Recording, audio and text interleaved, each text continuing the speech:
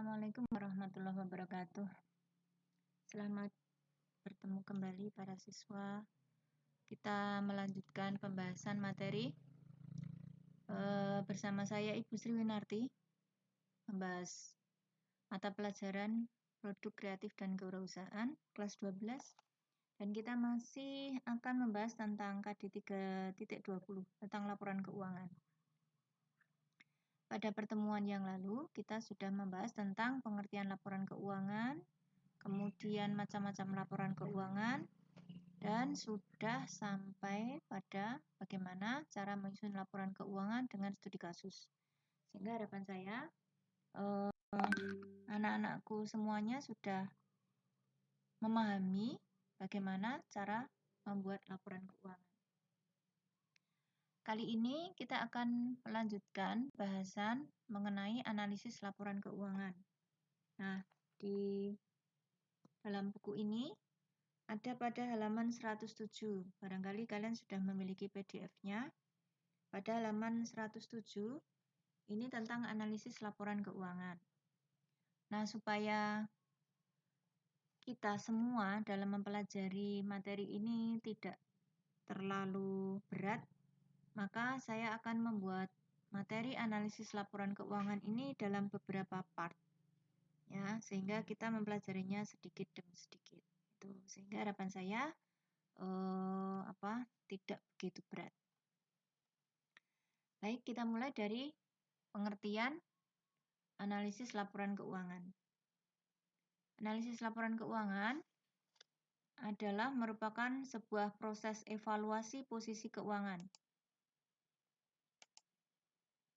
Proses evaluasi posisi keuangan dan kinerja perusahaan, baik pada masa sekarang maupun masa lalu, dengan tujuan untuk menentukan estimasi dan prediksi yang paling mungkin mengenai kondisi dan kinerja perusahaan pada masa yang akan datang.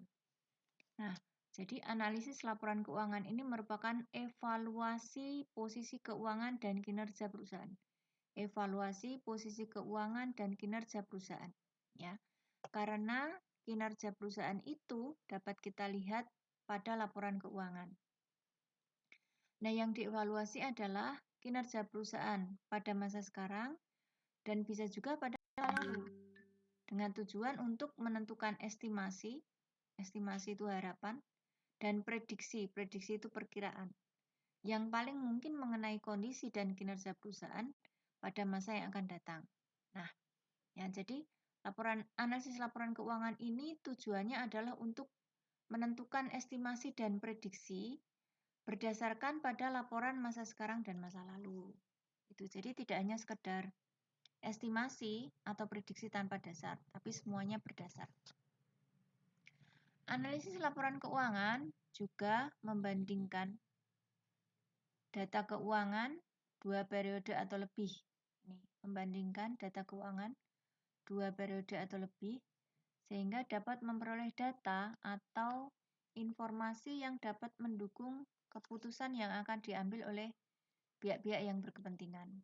Ini, ya, jadi analisis laporan keuangan ini membandingkan data keuangan 2 periode atau lebih, minimal 2 periode. Sehingga data atau informasi yang diperoleh itu dapat mendukung keputusan yang akan diambil oleh pihak-pihak yang berkepentingan. Jadi tergantung pihak yang akan menggunakan analisis laporan keuangan itu siapa, maka analisis yang digunakan juga berbeda. Selanjutnya adalah tujuan dari analisis laporan keuangan. Tujuan analisis laporan keuangan yang pertama, membantu menilai posisi dan kinerja keuangan perusahaan. Menilai posisi dan kinerja. Yang kedua, membandingkan posisi dan kinerja keuangan perusahaan pada masa sekarang dengan posisi dan kinerja keuangan perusahaan yang bersangkutan pada masa lalu. Bisa juga membandingkan ini dengan perusahaan yang lain. Nah, ini tujuan analisis. Jadi, bisa membantu menilai posisi perusahaan, bisa juga untuk membandingkan posisi perusahaan itu dari tahun ini dengan tahun yang lalu, atau juga membandingkan posisi perusahaan itu dengan perusahaan lainnya. Tujuan analisis laporan keuangan yang ketiga adalah membantu pemakai laporan keuangan dalam mengambil keputusan. Nah, pemakai laporan keuangan dapat mengambil keputusan dengan melihat hasil dari analisis laporan keuangan. Bisa jadi misalnya seorang investor dia akan menambah investasinya jika memang keuntungan perusahaan yang diberikan itu tinggi atau naik, ya, kecenderungan naik. Maka dia akan memberikan investasi tambahan. Demikian juga sebaliknya. Di dalam buku dijelaskan mengenai manfaat analisis laporan keuangan bagi perusahaan. Di antaranya adalah untuk mengetahui kinerja keuangan perusahaan, mengetahui posisi keuangan perusahaan, sebagai dasar dalam pengambilan keputusan ekonomi, sebagai dasar dalam pengelolaan keuangan tiap bidang. Dengan analisis laporan keuangan itu dapat ditentukan strategi atau kebijakan masing-masing departemen dalam sebuah perusahaan. Hanya dengan melihat analisis laporan keuangan. Berikutnya adalah metode dalam menganalisis laporan keuangan. Nah, metode dalam menganalisis laporan keuangan itu ada dua, yaitu vertical analysis dan horizontal analysis. Vertical analysis ini menganalisis laporan keuangan dalam sebuah perusahaan dengan melihat dan membandingkan pos-pos yang satu dengan pos yang lainnya dalam laporan keuangan. Misal, ada neraca. Nah, dalam neraca itu kita bisa membandingkan antara aktiva lancar dibandingkan dengan pasiva lancar misal. Bisa juga antara aktiva lancar dengan modal sendiri.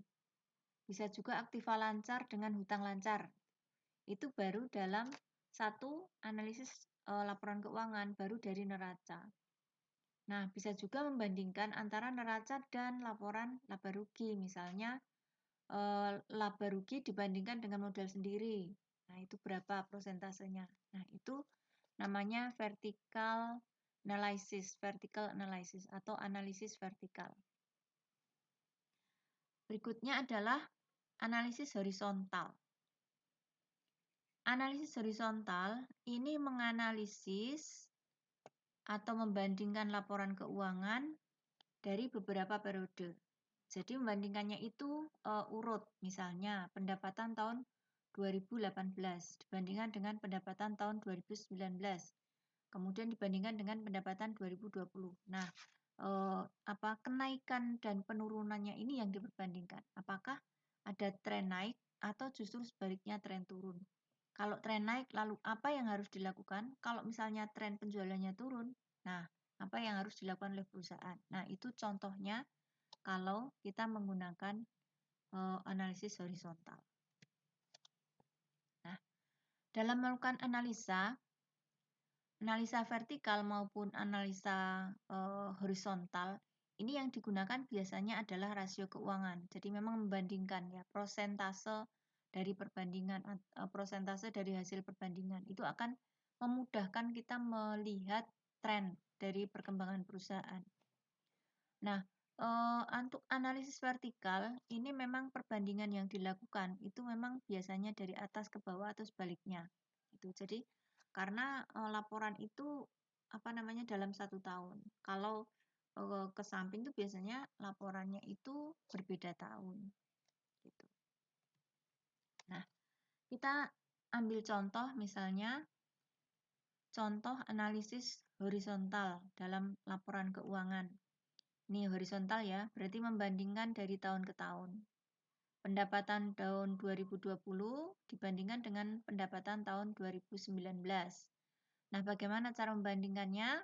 Pendapatan tahun 2020 dikurangi pendapatan 2019 dibagi pendapatan 2019 sehingga kita akan mengetahui persentase kenaikan.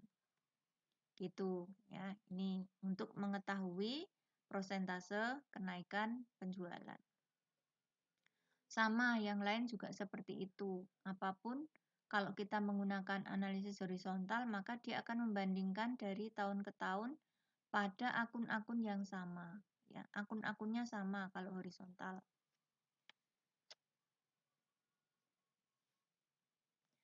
Analisis horizontal ini nanti akan menghasilkan indeks. Nah, indeks inilah yang digunakan untuk mengetahui kecenderungan atau tendensi dari sebuah keadaan. Apakah kinerjanya naik atau turun atau tetap. Ini nanti dari rasio keuangan ini dapat diketahui apakah ada tren tetap, turun, atau naik. Nah, dari situlah kemudian bisa diambil kebijakan. Contoh yang kedua adalah analisis vertikal. Nah, untuk analisis vertikal ini dalam 1 tahun, sehingga yang dibandingkan ya 1 tahun. Misalnya ini ada aktiva lancar ya, dibandingkan dengan utang jangka pendek. Nah, ini nanti kita akan belajar seperti ini, belajar bagaimana menganalisis laporan keuangan.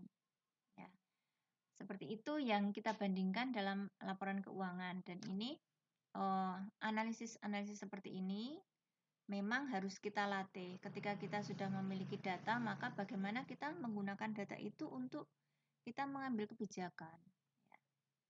Jadi, suguhan data itu tidak hanya sebagai pemanis, tetapi benar-benar dapat kita gunakan untuk kebijakan, pengambilan kebijakan. Nah, kalau kita lihat pada gambarnya, ilustrasinya seperti ini.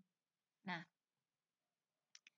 dalam ilustrasi ini, kalau ada laporan keuangan, ya, laporan keuangan 31 Desember 2017, ini 31 Desember 2016. Kalau kita membuat analisis rasionya vertikal itu hanya dalam 1 tahun dibandingkan. Misalnya di sini nih ada current aset dibagi dengan non current aset. Ya. Nih, jadi ini apa namanya bahasa Inggris ya, ini yang bahasa Indonesia.